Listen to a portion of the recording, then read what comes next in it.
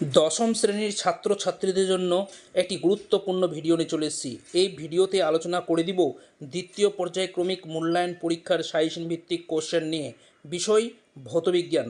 তার আগে তোমাদেরকে জানতে হবে সিলেবাসটা। তো দেখো, তোমাদের সেকেন্ড ইউনিট টেস্ট পরীক্ষায় পূর্ণমান থাকবে 40।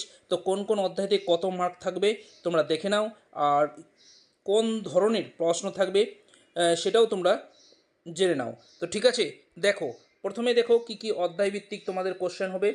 তো দেখে নাও। তো দেখো প্রথমে কি আছে, যে রাসায়নিক গণনা, তাপের ঘটনাসমূহ, চলতড়িৎ, তড়িৎ প্রবাহ ও রাসায়নিক বিক্রিয়া, পরীক্ষাগার ও রাসায়নিক শিল্পে অজৈব রসায়ন, তারপর হচ্ছে ধাতুবিদ্যা। এই ছটা অধ্যায় থেকে ছটা অধ্যায়ে নিয়ে সেকেন্ড ইউনিট টেস্ট পরীক্ষা হবে। তো এই সেকেন্ড ইউনিট টেস্ট পরীক্ষায় দেখো কোন কোন অধ্যায় থেকে কী ধরনের প্রশ্ন থাকবে। দেখো এই যে রাসায়নিক গণনা অধ্যায় থেকে এমসিকিউ টাইপ প্রশ্ন থাকবে একটা। দেখো এমসিকিউ টাইপ প্রশ্ন 1x1 করে আসে। তো VSA very short type answer একটা। তারপরে দেখো লং টাইপ অ্যান্সার একটা বড় কোশ্চেন থাকবে, কত 3 মার্কের, টোটাল থাকবে কত 5। তারপর তাপের ঘটনাসমূহ থেকে দেখো কত থাকছে, এই যে 6 নাম্বার, টোটাল মার্কটা আমি বলে দিচ্ছি। এমসিকিউ একটা, তারপর ভিএসএ একটা, তারপর হচ্ছে মান্থলির একটা, তো টোটাল 6 মার্কের কোশ্চেন হবে। ঠিক আছে, তারপরে দেখো কি আছে, যে চলতড়িৎ থেকে এমসিকিউ টাইপ প্রশ্ন থাকবে দুটা, ভিএসএ থাকবে অর্থাৎ ভেরি শর্ট টাইপ অ্যান্সার থাকবে দুটা, আর তারপরে শর্ট টাইপ কোশ্চেন মান 2 থাকবে একটা, মান 3 থাকবে দুটা, টোটাল মার্ক থাকবে কত 12। এই অধ্যায় থেকে সবচেয়ে বেশি মার্কের প্রশ্ন আসবে। ঠিক আছে, তারপরে দেখো কি আছে, তড়িৎ প্রবাহ ও রাসায়নিক বিক্রিয়া থেকে পড়তে কোশ্চেন থাকবে, মান 1-এর একটা, মান 2-এর মান 1-এর দুটা, আর তারপরে মান 3-এর একটা, টোটাল 6 মার্কের। তারপরে হচ্ছে গিয়ে পরীক্ষাগার ও রাসায়নিক শিল্পে অজৈব রসায়ন, এই অধ্যায় থেকে দেখো এমসিকিউ একটা, ভিএসএ একটা, মান 2-এর একটা, মান 3-এর একটা, টোটাল 7 মার্কের কোশ্চেন থাকবে। তারপরে যেটা হচ্ছে গিয়ে ধাতুবিদ্যা মান 1-এর কোশ্চেন থাকবে একটা, মান এমসিকিউ একটা, তারপর হচ্ছে ভেরি শর্ট টাইপের কোশ্চেন অ্যান্সার সেটা হচ্ছে একটা, মান 2-এর একটা, টোটাল মার্ক থাকবে তো 4।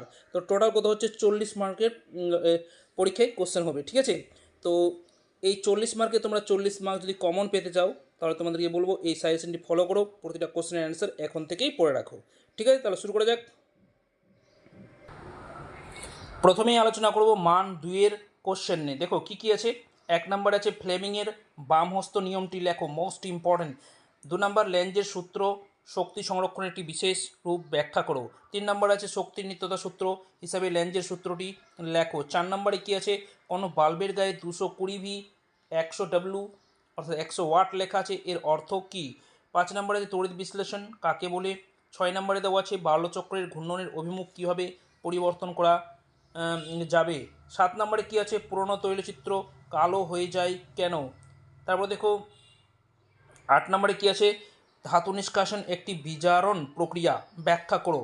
9 নম্বরে কি আছে, জাহাজ যখন সমুদ্রে চলে তখন দ্রুত মরচে পড়ে না কেন। 10 নম্বর, কপারের তৈরি পাত্রে খাবার রাখা উচিত নয় কেন। 11 নম্বরে থার্মিট পদ্ধতির নীতি লেখো। 12 নম্বর কোশ্চেন কি আছে দেখো, তাপ পরিবাহিতাঙ্কের সংজ্ঞা লেখো। 13 নম্বর, HCl অর্থাৎ হাইড্রোক্লোরিক অ্যাসিড প্রস্তুতিতে গাঢ় HNO3 অর্থাৎ নাইট্রিক অ্যাসিড ব্যবহার করা হয় না কেন। 14 নম্বরে আছে ওলিয়াম কি। 15 নম্বরে কি আছে, থার্মিট পদ্ধতির ব্যবহার লেখো। 16 নম্বরে আছে কি, নাইট্রোলিম কি, এর ব্যবহার লেখো। 17 নম্বরে কি আছে, ইউরিয়ার শিল্প উৎপাদন কিভাবে করা হয়। তো এই 17টা কোশ্চেনের অ্যান্সার তোমরা এখন থেকেই পড়ে রাখো, তাহলে দেখবে তোমরা প্রত্যেককেই কমন পাবে। ঠিক আছে, এরপরে মান 3-এর কোশ্চেনগুলো নিয়ে আলোচনা করব। তার আগে একটা ছোট্ট রিকোয়েস্ট, চ্যানেলটা নতুন এসে থাকলে চ্যানেলটিকে সাবস্ক্রাইব করে নেবে, পাশ থেকে বেল আইকনটি বাজিয়ে রাখবে, তাহলে সবার আগে এই ধরনের ভিডিওগুলো পাবে। ঠিক আছে, দেখো এরপর হচ্ছে মান 3-এর কোশ্চেন। ঠিক আছে,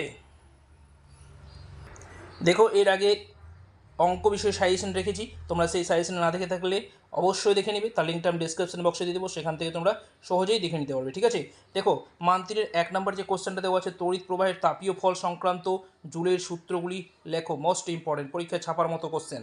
ঠিক আছে, তারপর 2 দাগে কী আছে দেখো, ফ্যারাডের তড়িৎ চুম্বকীয় আবেশ সংক্রান্ত সূত্র দুটি লেখো। দেখো এখানে প্রতিটা কোশ্চেনেই কিন্তু মোস্ট ইম্পর্টেন্ট। ঠিক আছে, তোমরা ভালো করে গুরুত্ব সহকারে প্রতিটা কোশ্চেনের অ্যান্সার মনে রাখবে। ঠিক আছে, তারপর 3 নম্বরে কী আছে, ডিসি অপেক্ষা এসি তড়িতের সুবিধা লেখো। এর মধ্যে আছে কি 5A অর্থাৎ 5 অ্যাম্পিয়ার ফিউজ তার বলতে কী বোঝায়। তারপরে 4 নম্বরে কী আছে, সমযোজী ও তড়িৎযোজী যৌগের মধ্যে যৌগের পার্থক্যগুলি লেখো। 5 নম্বরে কী আছে, ওহমের সূত্রটি বিবৃত করো। এই সূত্র থেকে কিভাবে রোধের সংজ্ঞা পাওয়া যায়, মোস্ট ইম্পর্ট্যান্ট। তারপরে দেখো কি আছে, তড়িৎ 6 নম্বরে তড়িৎ চালক বল ও বিভব প্রভেদের পার্থক্যগুলি লেখো।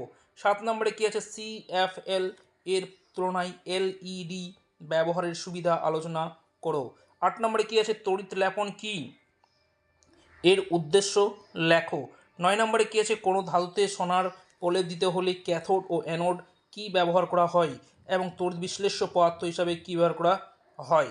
10 নম্বরে কি আছে, স্পর্শ পদ্ধতিতে সালফিউরিক অ্যাসিড প্রস্তুতির শর্তসহ সমীকরণগুলি লেখো।